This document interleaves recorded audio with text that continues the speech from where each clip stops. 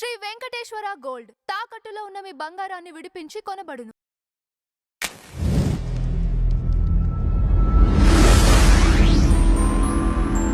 Sir నమస్తే. నమస్తే. Sir గతంలో రాధికా ఆప్టే గారు, తాప్సీ పన్ను గారు, ఇప్పుడు తపన్నా గారు వీళ్ళు మొదట అంతా కూడా సౌత్ ఇండస్ట్రీలోనే ఉంటారు, మంచి స్టార్డమ్ సంపాదించుకుంటారు. తర్వాత బాలీవుడ్ వెళ్ళిన తర్వాత సౌత్ ఇండస్ట్రీ పైన కామెంట్స్ చేస్తున్నారు సార్. అంటే చెడు అర్థం వచ్చేలా చేస్తున్నారు. అసలు ఈ కామెంట్స్ని ఏ కోణంలో చూడాలి? నిజంగానే సౌత్ ఇండస్ట్రీలో చెడు అనేది ఉందా? సౌత్ ఇండస్ట్రీలోనే కాదండి, సినిమా పరిశ్రమలోనే స్త్రీకి సముచితమైనటువంటి గౌరవం ఇస్తున్నామా అనేది ఒక ప్రశ్న. సౌత్ వేరు, బాలీవుడ్లో ఇంకేదో విలువలు ఉన్నాయి అనుకోని అక్కర్లేదు, కానీ అక్కడ కూడా మహిళా ప్రాధాన్యత ఉన్నటువంటి, లేకపోతే హీరోయిన్ ఓరియంటెడ్ సబ్జెక్టులు తీస్తున్నారు అని అనుకోలేం. కానీ ఇక్కడ కమర్షియల్ సినిమాల్లో నటించింది ఆవిడ. ఆ కమర్షియల్ సినిమాలన్నీ కూడా సహజంగానే మోసధోరణిలో వెళ్తాయి. అంటే ఫార్ములా సినిమాలు అంటారు వాటిని. ఆ ఫార్ములా సినిమా అంటేనే ఒక ఫార్ములా ఉంటుంది. వాటిల్లో హీరోయిన్ అనేది గ్లామర్ సైకే ఉంటుంది. అంతకు మించి వేరే ఆశించటం తప్పు. ఈ విషయం ఆవిడకి తెలియంది కాదు, ఆవిడకి చెప్పే చేసుంటారు. ఆవిడ ఎక్స్పోజ్ చేసినా కానీ అది ఆవిడ అంగీకారం మేరకే జరుగుంటుంది, కానీ ఎవరు బలవంతంగా చేయించరు. ఆ టైంలో ఆవిడతో ఆ క్యారెక్టర్ అలా చేయించటం ద్వారా వాళ్ళు ఏదో ప్రయోజనం ఆశిస్తారు. అది నిజానికి చౌకబారుతనమే కావచ్చు, కానీ ఆ చౌకబారుతనాన్ని మీరు ఆ రోజున ఖండించి ఉండాలి. ఆ రోజునే మరి ఇలాంటి డ్రెస్ నేను వేయను, ఇలాంటి కాస్ట్యూమ్ నేను వేయను, ఇలా కనిపించను, లేకపోతే ఈ సీన్లో వల్గారిటీ ఉంది, దీన్ని నేను అభినయించను, లేదు అసలు ఆ క్యారెక్టర్ డిజైనే ప్రాపర్గా లేదు, ఏ ప్రాధాన్యత లేని ఈ తరహా పాత్రలు నేను చేయటం కోసం రాలేదు ఇండస్ట్రీకి అని చెప్పి ఉండొచ్చు. చెప్పి తనకి ప్రాధాన్యత ఉన్నటువంటి పాత్రల కోసం వెయిట్ చేసి ఉండొచ్చు, అప్రోచ్ అయి ఉండొచ్చు. చాలామంది ఇక్కడ కూడా క్రియేటివ్ డైరెక్టర్లు ఉన్నారు. శేఖర్ కమ్ముల కొంతమేరకు కమర్షియల్ సినిమానే కొంచెం ఆర్ట్ సినిమాని కమర్షియల్ సినిమాని మిక్స్ చేసి జానర్ ఒకటి తయారు చేసుకున్నాడు ఆయన. అలాంటి డైరెక్టర్లు ఉన్నారు కొంతమంది. వాళ్ళని అప్రోచ్ అవ్వచ్చు. వేణు ఉడుగుల ఇలాంటి వాళ్ళని ఎవరినైనా అప్రోచ్ అయ్యి, అయ్యా నాకు మీరు రాసేటువంటి కథల్లో కొంచెం ఆత్మగౌరవంతోనూ ఆత్మవిశ్వాసంతోనూ బతికేటువంటి మహిళా పాత్రలు కనిపిస్తాయి, వాటిని అభినయించే అవకాశం నాకు ఇవ్వండి అని ఇవి అడిగితే వాళ్ళు ఎక్కడో అకామిడేట్ చేసి ఉండేవారు. అలాంటిది ఏమీ చేయకుండా ఇండస్ట్రీ మీద, అంటే సౌత్ ఇండస్ట్రీ మీద మాట్లాడటం, ఆవిడకి ఒక మేరకు గౌరవప్రదమైనటువంటి పాత్రలే దొరికాయి.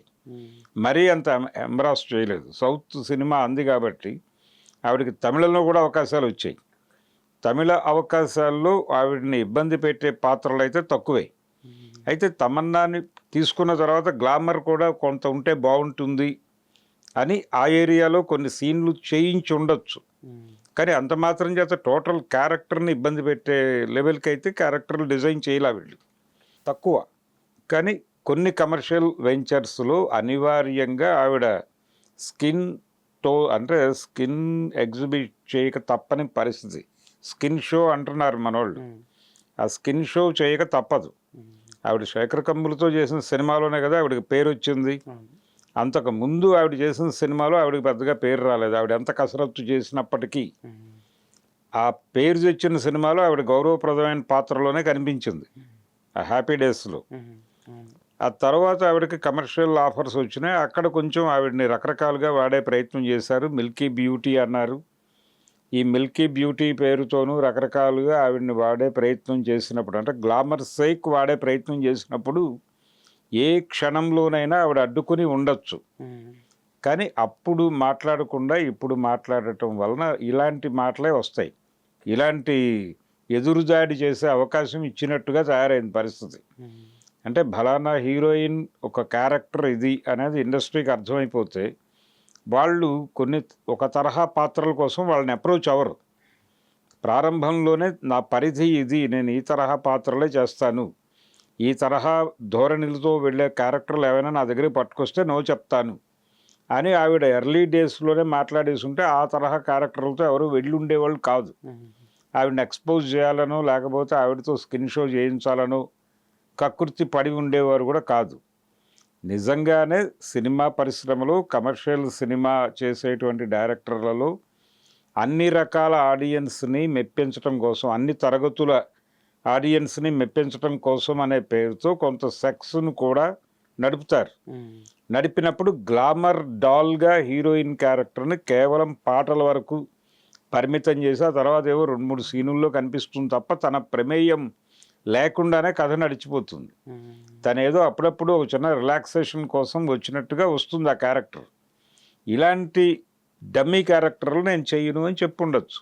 వాళ్ళు వేరే వాళ్ళతో చేయించుకొని ముందుకు నడిచి ఉండేవారేమో, వాళ్ళ గొడవ వాళ్ళది. కానీ మీరు ఇప్పుడు మాట్లాడటం వల్ల ప్రయోజనం లేదు. ఇప్పుడు సౌత్ ఇండస్ట్రీ దారుణము, బాలీవుడ్ ఇండస్ట్రీ సమ్ బెటరు అనటం కరెక్ట్ కాదు. అన్ని చోట్ల ఉంది ఈ ప్రాబ్లం. అక్కడ ఈ ప్రాబ్లంని ఫేస్ చేసి ఓపెన్గా మీడియా ముందుకు వచ్చి మాట్లాడిన వాళ్ళు కూడా ఉన్నారు. ఈవిడ కొత్త ఏం కాదు. గతంలో కూడా ఇలాంటి ఆరోపణలు సౌత్ ఇండస్ట్రీ మీద చేసిన నార్త్ ఇండియన్ హీరోయిన్స్ ఉన్నారు. ఇప్పుడు ఈవిడ ఆ కేటగిరీలోకి వచ్చి తనని తాను తిరిగి హిందీ సినిమాలో లొకేట్ చేసుకోవడం కోసం ఈ మాటలు మాట్లాడుతుంది ఆవిడ. దీని వెనకాల ఆవిడకి ఒక స్కీము, ప్రోగ్రాము ఉంది. ఆ ప్రోగ్రాంలో భాగంగానే ఆవిడ ఇలా మాట్లాడారు. ఏరియా కూడా మారిపోయి ఉంటుంది. ఆవిడ ఆల్రెడీ చెన్నై బేస్డ్గా కథ నడిపిస్తున్నారు ఇప్పుడు. అందుకని ఆవిడ ధోరణిలో మార్పు ఉంది, ఆలోచనలో మార్పు ఉంది. ఇదైతే ఆరోగ్యకరమైన వ్యవహారం కాదు. ఇది తనకి తెలిసిన విద్య, తను వెళ్ళిస్తున్న పద్ధతుల్లో చేసుకోగలదు ఆవిడ. అలా మాట్లాడుతున్నారు కానీ అదేమీ కాదు. కమర్షియల్ సినిమాలో చేసేటప్పుడు ఓపెన్గా చెప్తారు, ఇదండి మీ క్యారెక్టరు ఈ లెవెల్లో ఉంటుంది, కాస్ట్యూమ్స్ ఇలా ఉంటాయని చెప్తారు. అది దానికి ఇష్టపడితే చేయించుకుంటారు, లేదని వెళ్ళిపోయిన వాళ్ళు చాలామంది ఉన్నారు. ఈవిడ కూడా అలా వెళ్ళిపోయి ఉండొచ్చు. వెళ్ళలేదు అంటే ఆవిడ యాక్సెప్ట్ చేసిందనే అనుకుంటారు. అందుకని ఆవిడ ఇప్పుడు మాట్లాడటం అనేది అది అదేదో నీళ్ళు వెళ్ళిపోయిన తర్వాత వంతెనలు కట్టే ప్రయత్నం చేసినట్టు ఉంటుంది.